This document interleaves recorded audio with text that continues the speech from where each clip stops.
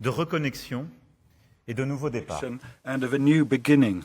Il marque une volonté It commune marks de a nous shared parler, de mieux nous will coordonner, de to bâtir speak to ensemble. one another, to better coordinate and build together new prospects in this context. And I believe that the will that you clearly expressed and that we discussed jointly together and what our governments have worked on, what we managed to create, the meetings with our business leaders and the young leaders goes in that direction. The common purpose that appeared to us as self-evident in the new European and international context that we're seeing, placing Europe faced with new responsibility, both of us permanent members of the UN Security Council, NATO members, equipped powers with shared interests. We want to work together and build concrete solutions for our future.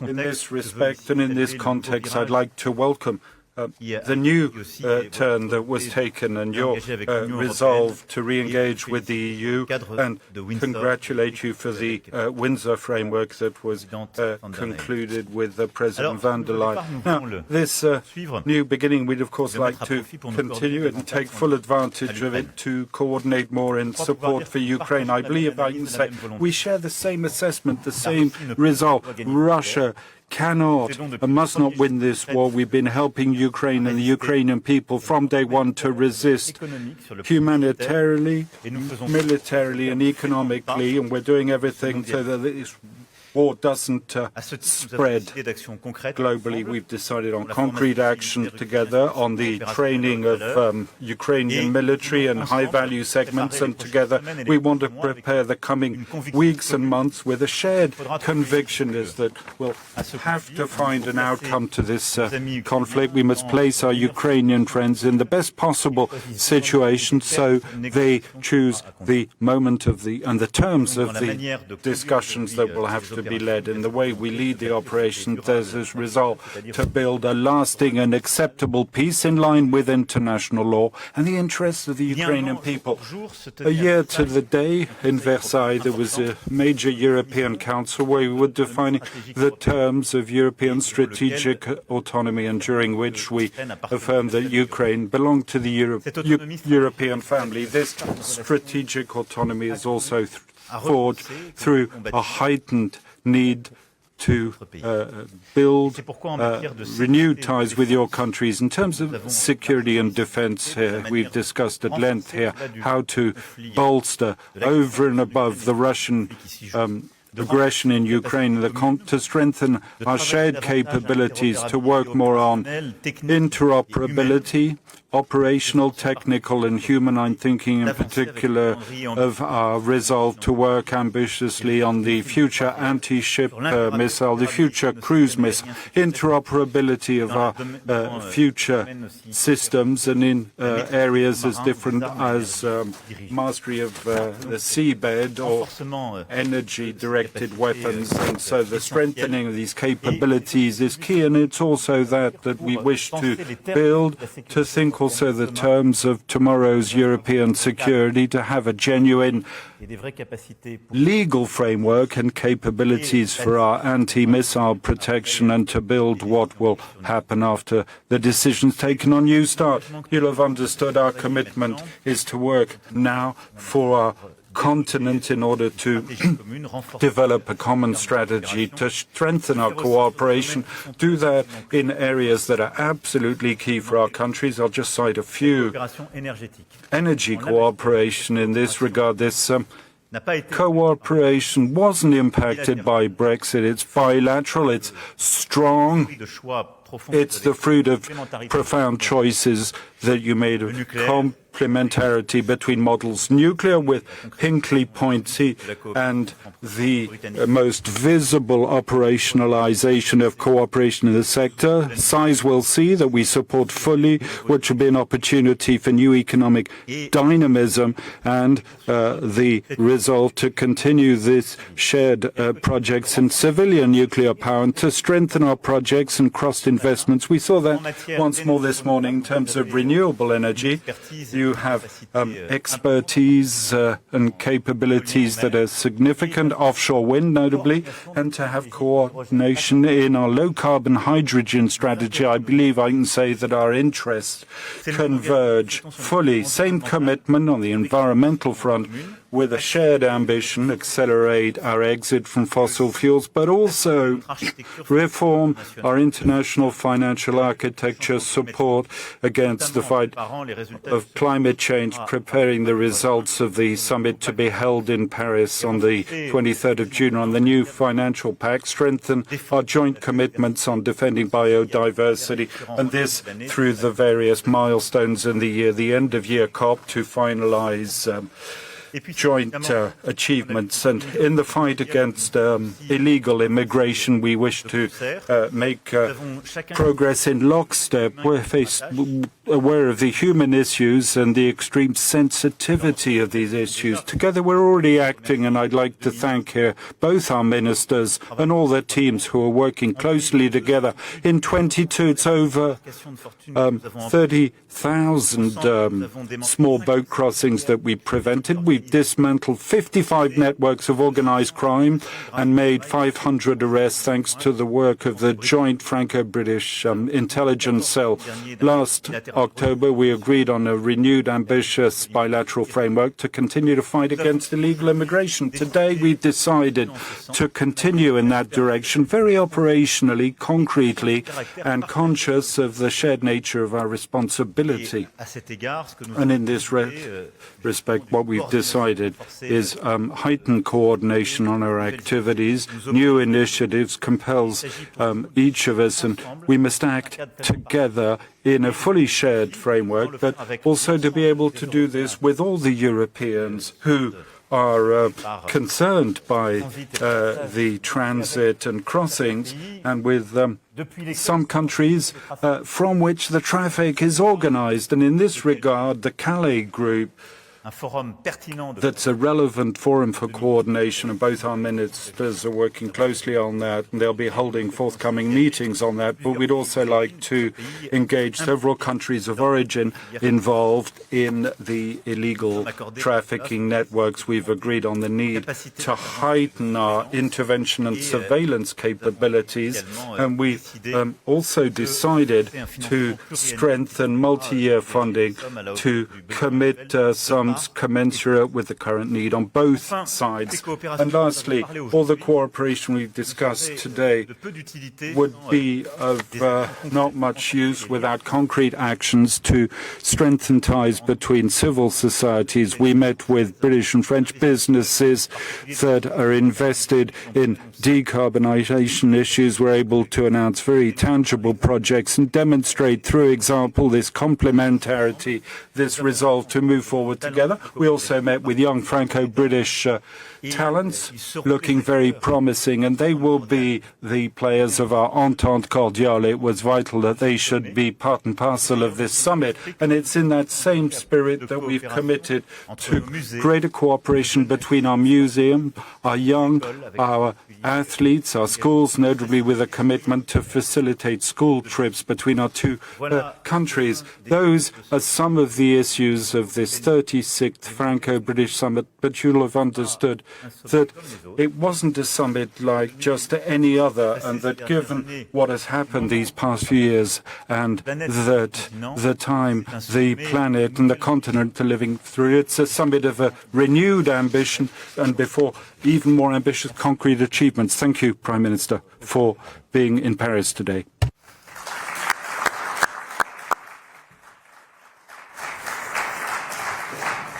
Monsieur le Président, Emmanuel, thank you for hosting us here today. Now, if we're honest, the relationship between our two countries has had its challenges in recent years.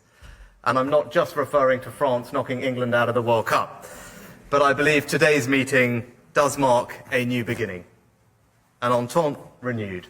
We are looking to the future, a future that builds on all that we share, our history, our geography, our values, and a future that is far more ambitious about how we work together to improve the lives of the people that we serve.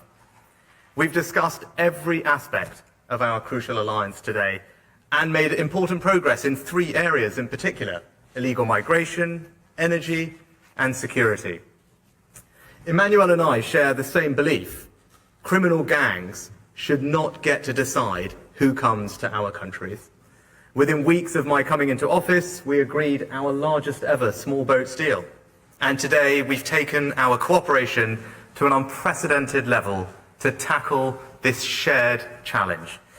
We're announcing a new detention centre in northern France, a new command centre bringing our enforcement teams together in one place for the first time, and an extra 500 new officers patrolling French beaches, all underpinned by more drones and other surveillance technologies that will help ramp up the interception rate.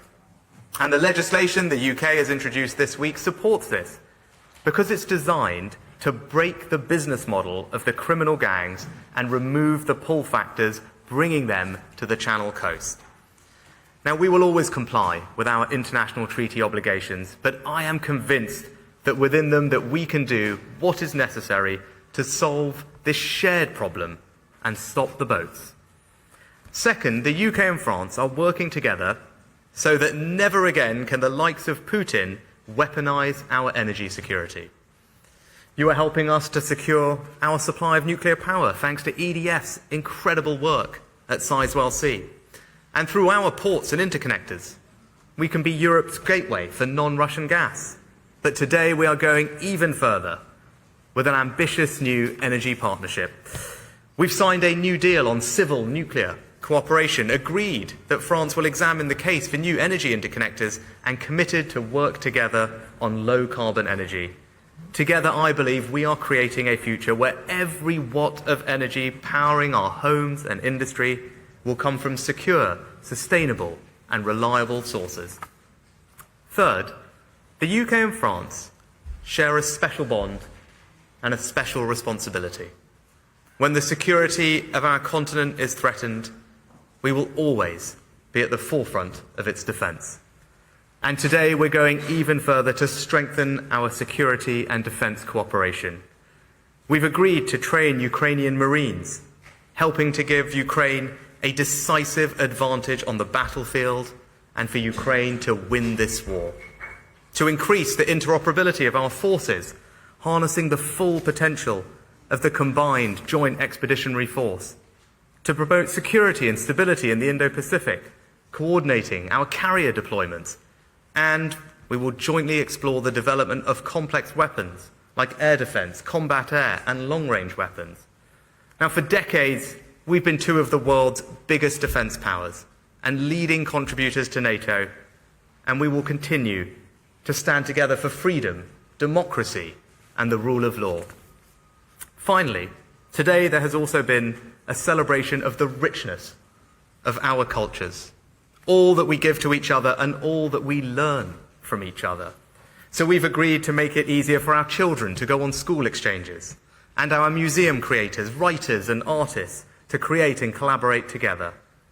And that brings me to my concluding thought, that for all the agreements that we've reached today, in the end, it's about people, the bonds of family, friendship and solidarity that we share. And there's no greater example of that human connection than the sympathy of the French people on the passing of Her Majesty the Queen. And I want to thank you personally, Emmanuel, for the graciousness of your words. They said everything about you as a leader and as a friend of Britain. You know, I've learned very quickly in this job that there are some things you can control and some things that you can't. And one thing that you can't control is who you get as an international counterpart. I feel very fortunate to be serving alongside you and incredibly excited about the future that we can build together. Merci, mon ami.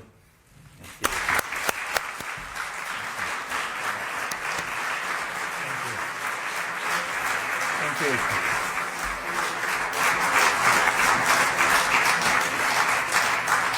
Merci beaucoup, Monsieur le Président, Prime Minister. On va passer aux questions des journalistes. We're going to move on to the questions of the journalists. Thank you. Chris Mason from BBC News. The same question to you both, if I may. Do you think you'll ever be able to arrange a deal where migrants leaving France for the UK are returned to France? Thank you. Sure. Yeah, I'll take that. Thanks, Chris. I think what you've seen today is an unprecedented level of cooperation on tackling this shared challenge, because that's what it is. It's a shared challenge. It's not just the UK that's grappling with illegal migration. It's not just France. It's countries across Europe. And now our partnership is incredibly strong. I think the work that our two Home Secretaries, Suella and Gerard, have done over the past few months has been unlike anything that anyone's ever seen. And you're seeing the fruits of that cooperation today with a new agreement, new investment, and that will help both of us stop the cycle of these criminal gangs. And going forward, there will be more that we can do. We started that last November, we've built on it today, and we'll continue cooperating. As the President said, and he'll probably talk about, the Calais Group is another important forum for these conversations to happen with other Northern European countries. And I'm sure Emmanuel probably will talk a little bit about the EPC. And as we think about future cooperation between the UK and other countries in Europe, what the President has set up as a new forum for that engagement to happen, and illegal migration, I'm certain, will be one of the topics that we will discuss when we come to that meeting that we'll be pleased to host next year in the UK, and obviously is happening this year elsewhere. Yes, thank you for your question. First, I think we focus on what we have to do on the short run to prevent precisely these migrations and to try to dismantle all these groups, these networks, and these smugglers. And I think the level of ambition of this new plan is exactly what we need. This is what we can do at the bilateral level. Second, this is not an agreement between UK and France, but an agreement between UK and the EU, because Dublin Agreement are no more in a situation to be implemented. So this is something now to be negotiated. Third, as Mr. Prime Minister just further said, we do believe that the right way to approach these migrations is a broader space. Western Balkans, European Union, and not just France and UK, have to work closely together in order precisely to dismantle these groups and to be more efficient regarding this phenomenon. And this is why it's part of the key topics we have to discuss in the framework of this European political community. And our perspective is to have concrete discussion in June in Chisinau, in Moldova, and indeed, next semester we will have in Spain, and the semester after in UK. So we want to follow up. Question suivante pour la partie française. Following question on the French side. Bonjour Monsieur le Président, Monsieur le Premier ministre, Francesco Fontemagic pour l'agence France Presse. Le Kremlin a dit voir la main étrangère et particulièrement occidentale derrière le mouvement de protestation des derniers jours en Géorgie. Quelle est votre réponse à ça et voyez-vous en retour la main de Vladimir Poutine derrière le projet de loi gouvernemental que la Géorgie a finalement dû retirer? Et si je peux sur l'Ukraine, created for a future peace. Are you on the same wavelength when it comes to the necessity of a negotiation? Mr. Sunak, do you share this idea of the President? On your first question, there's a tendency that isn't new in the Kremlin, which is to consider that any population movement is manipulation coming from outside, because the deep conviction is that, in fact, there's no public opinion or no free people. We are entitled as an old democracy to believe the opposite. And so I won't describe what has happened, but we mustn't lapse into that rather summary explanation. However, Georgia today is affected by worrisome movements, and we saw images these past few days worrying. A young woman carrying the European flag who was pushed around, to put it mildly, and that cannot leave us indifferent, as both of us, as Europeans. Our resolve is to assist Europe public opinions as freely as possible, to express their views, and countries to conduct in a sovereign fashion the course of their existence. Georgia is subject to very strong pressure, and I hope it can find the path to greater calmness, which is compatible with the European prospect that we held out to it. I would add also in this regard that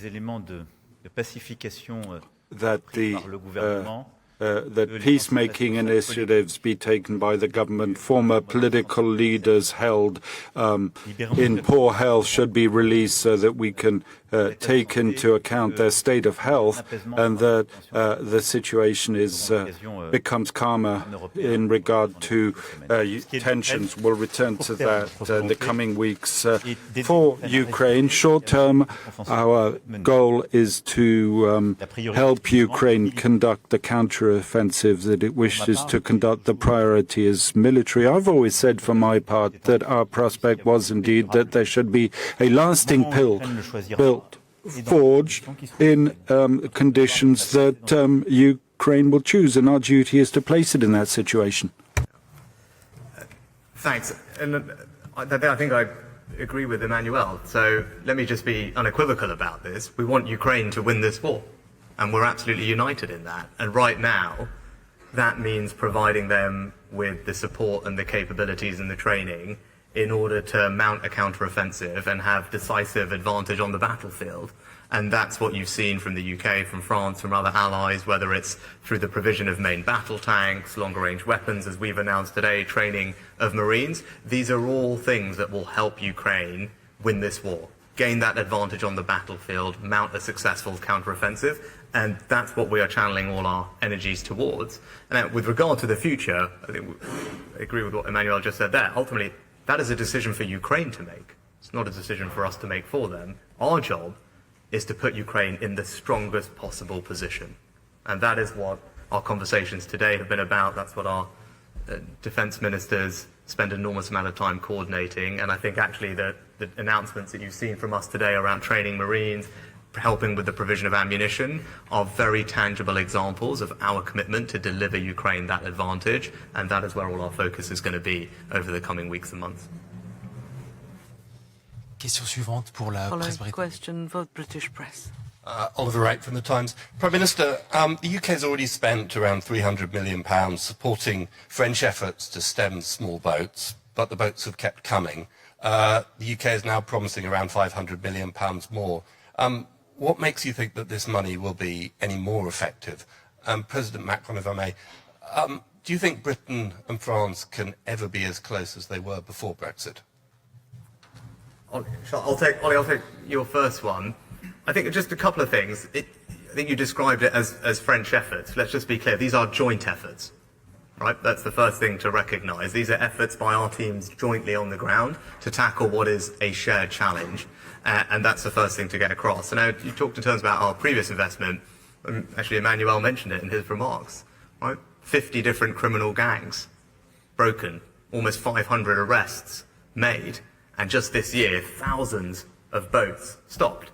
Right, that is the result of a partnership that is working and is delivering. Now, is the situation still challenging? Of course it is, right? And that's because there is a global migration problem that we are seeing the impact of on our shores and across Europe. And as we saw recently, tragically, people dying off the coast of Italy. Now, there are global forces at play, but we are working incredibly hard to try and break that cycle. And I think the cooperation that we've had, and especially since last November, has really made a difference. And the announcements that we've made today will make an even bigger difference going forward. And I've always been clear, there's no one solution to solving this very complicated problem, and nor will it be solved overnight. Right? But there's, our new legislation will help, and I've always said cooperation with our allies, especially France, is an important part of that. But where we can make investments alongside Emmanuel and France, we're not doing this alone, we're jointly investing in all these operations, or indeed upstream to disrupt criminal crime gangs, whether it's in the Balkans or elsewhere. Those are good investments for the UK to make if they stop people coming and reduce the pressure on our asylum system in our hotels. And I actually think today's agreements represent a very positive step forward, and the level of cooperation and integration is going to make a difference, and I think we are confident, our teams are confident, that you're going to see the benefit of that on the ground, and that's what we're going to deliver. Look, this is my wish, but it depends on what we will do in the coming months and years. On the short run, what we have to do is to fix the consequences of the Brexit. A lot of issues we have are direct consequences of the Brexit, and probably some of these consequences were underestimated, but we have to fix them. Second, we have to deal with the consequences of this war and the new geopolitical context. But what we want to do is now to build new partnerships on defense and security, facing the war, regarding climate change, in order to better coordinate our international activity.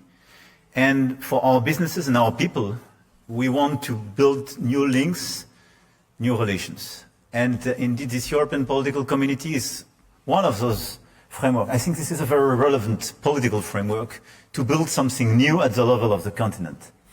My wish, definitely, because it makes sense with our history, our geography, our DNA, I would say, is to have the best possible relation and the closest alliance. But it will depend on our commitment, our willingness, but I'm sure we will do it. Et dernière question pour la presse française. Bonjour Monsieur le Premier ministre, bonjour Monsieur le Président, Mathieu Coach, BFM TV. Vos deux pays sont confrontés à des mouvements sociaux importants en ce moment. Est-ce que vous avez évoqué ensemble ces questions, des mouvements sociaux sur fond d'inflation? Est-ce que vous avez évoqué cette question et des mécanismes peut-être pour lutter contre l'inflation? Et puis Monsieur Macron, la réforme des retraites est au cœur des contestations. Vous dites dans un courrier au syndicat aujourd'hui que le Parlement représente plus largement doesn't receive the majority amongst the members of parliament, would you exclude to pass it through force and use Article 49.3 for the reform that you're seeking?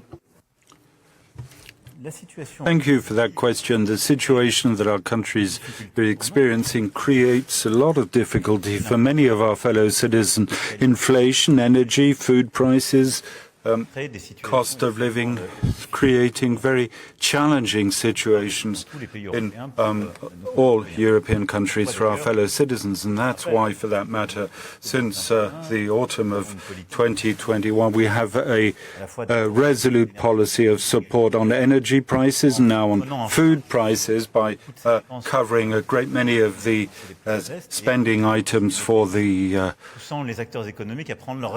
those with financial difficulties and pushing authorities to assume their difficulties with organizing agreements with retailers. The strong vigilance, strong commitment. Look at the figures of France with our peers. We remain one of the countries with the lowest inflation rate because of the policies was implemented. There were demonstrations as part of the pensions reform.